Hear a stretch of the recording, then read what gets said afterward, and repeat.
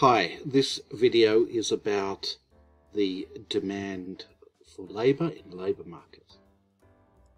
So what we want to get to eventually is this model here, model of a perfectly competitive labour market. What we're going to focus on in this video is this curve here. How do we get to it? And what can influence it? So the demand for labour curve shows the relationship between the wage rate, which I'm going to call W, and the amount of labour demanded, which we can abbreviate as the letter L. Now, before we can get to a market labour demand curve, we'll start with an individual employer's labour demand curve. We're going to assume that the employer will use the equimarginal principle in deciding how much labour to employ. Now, the equimarginal principle, in very general terms, means weighing up the marginal benefits of engaging in activity versus the marginal cost of engaging in that activity, in an additional unit of that activity. So when we come to our employer, we're going to be thinking in these terms. If the value of the marginal product of labour, we'll call it VMP, is greater than the wage being paid for an additional increment of labour, then it will be rational to employ more labour. On the other hand, if the value of the marginal product of labour is less than the wage that's being paid for an additional increment of labour, then it's rational to employ less labour. The marginal product of labour here, which we'll see in a little bit more detail in a second, basically means the value that the employer gets out of an additional unit of labour. So they're comparing the value that they're getting from an additional unit of labour against the cost they have to pay for that labour. In this case, we'll assume it's the wage. So we can say that the optimal level of employment for a individual employer will be where the value being added or contributed by an additional unit of labour just equals the cost of employing that extra unit of labour, the wage rate. Let's look at a table to see how this works. So we're starting off, our employer can choose between 1, 2, 3, 4, 5 workers. So we've got these workers, and when we employ more workers, surprise, surprise, the total product, the total output being produced goes up and up and up. No shocker there. Here's the slightly interesting thing. When we think about the marginal product of that labour, we're thinking about how much did an extra unit of labour add to the total. So the first unit of labour employed led output to go up from 0 to 5. So the marginal product of the first unit of labour is 5. When we employed the second unit of labour, output went up from 5 to 9. So the second unit of labour's marginal product is 4. The third unit of labour employed, output went up from 9 to 12, so the third unit of labour increased output by 3. The marginal product is 3. The marginal product is 2 for the fourth unit, and the marginal product is 1 for the fifth unit. So the slightly interesting thing here is we can see a pattern. That is, the marginal product of the labour of each additional increment of labour is falling. Each additional worker is contributing less to the total output than the previous worker. And we call this the law of diminishing marginal product. In the olden days, it would have been called the law of diminishing marginal returns. So we're just going to accept that as a law for now. There's an explanation behind it, and it's a debatable one, but we'll leave it for now. Now, with that information, we can now construct or calculate the value of the marginal product of each additional unit of labour. So that's simply the price of the product being sold multiplied by the marginal product of labour of each additional worker. So the first worker, they've produced 5 units of output, so that 5 units of output multiplied by the price of that output, let's say the price of that output is $3 each. The value of the marginal product of labour produced by the first worker is $15. The marginal product of labour being produced by the second worker is $12. Why? Because the second worker has produced 4 units, you sold them for $3 each, so that's $12. The value of the marginal product of labour of the third worker is $9 and $6 and $3. We can see the value of the marginal product of labour is falling. Why is it falling? Well, it's not because the price falling, the price is fixed at $3, it's because the marginal product being produced by each additional worker is falling because of the law of diminishing marginal product. Let's graph it. So the first worker, the value of the marginal product that they produced is 15, the second worker is 12, the third worker is 9, 6, 3. Okay, so we've got a value of marginal product curve. Excellent. Now, remember our equimarginal principle. Employ up to the point where the wage rate equals the value of the marginal product of labour. So let's say the wage rate was set here at $9. So in this case, should you employ the first worker? Well, the value created by the first worker is 15, and the money you had to pay to get them was 9.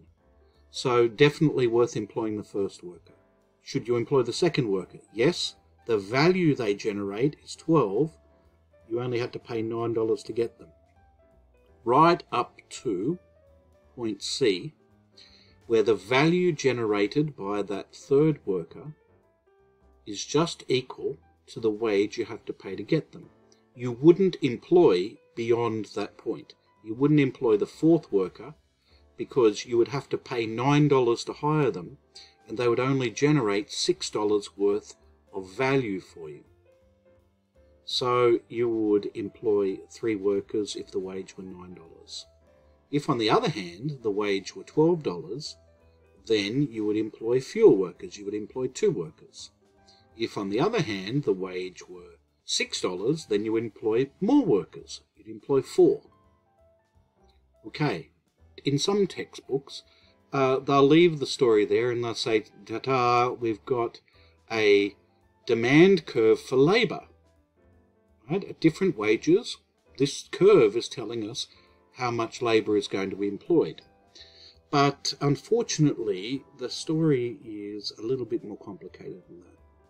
When we're in a perfectly competitive labour market, that is, the employers and the employees don't have any control over the wage rate. The wage rate is determined by the interaction of supply and demand in equilibrium.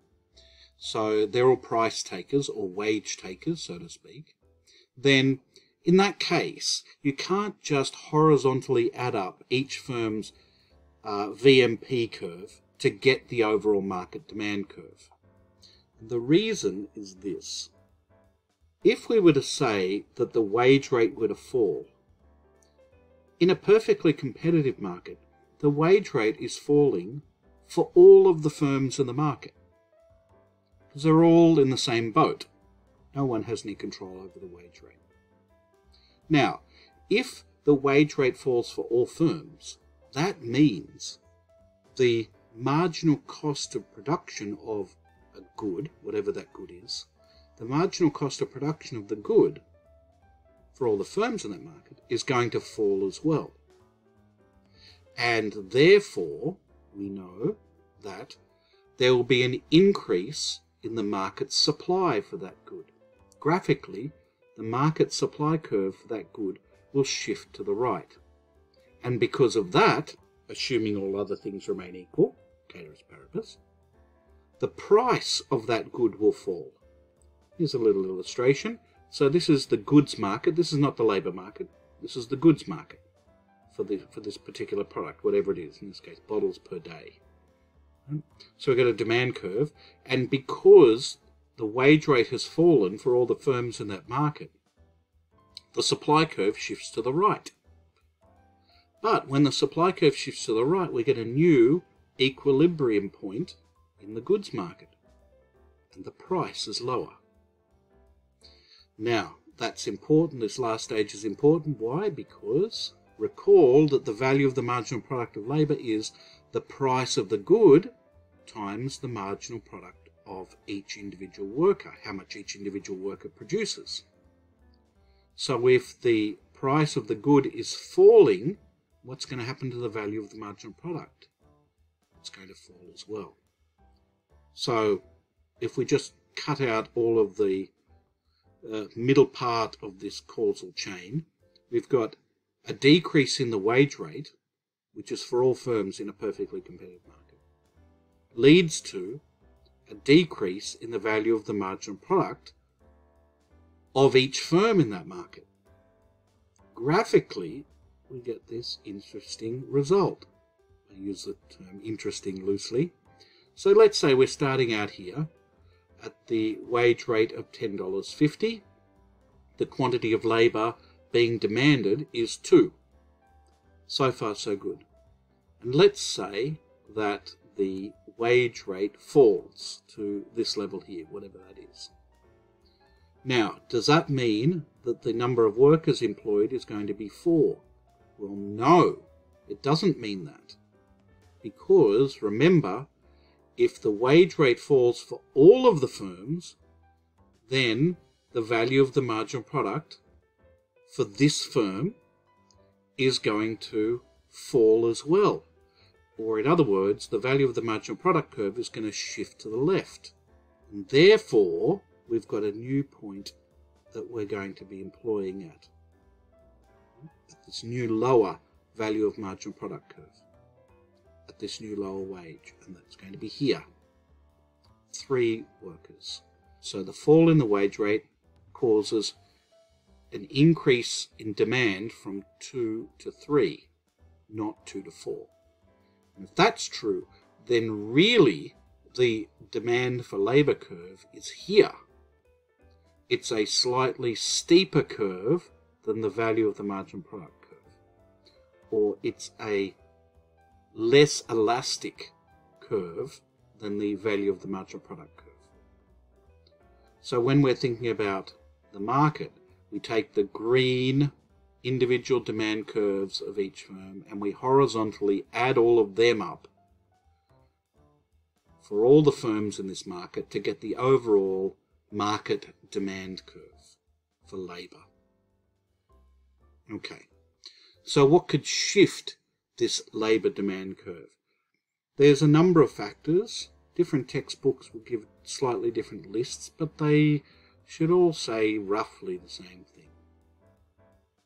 So one factor which can cause the demand for labour to change, to shift, is when there's a change in the demand for the final product. If there's a massive increase in the demand for Mars bars, then there will be an increase in the demand for workers to produce Mars bars. This is why we sometimes call the labour demand curve a derived demand curve. Labour demand is derived from the product demand, the good demand. So, for example, if we've got an increase in the demand for Mars bars for a good, leads to an increase in the price of the good. Recall that the value of the marginal product curve is the price of the good times the marginal product being produced. So therefore, when the price of the good goes up, the value of the marginal product goes up.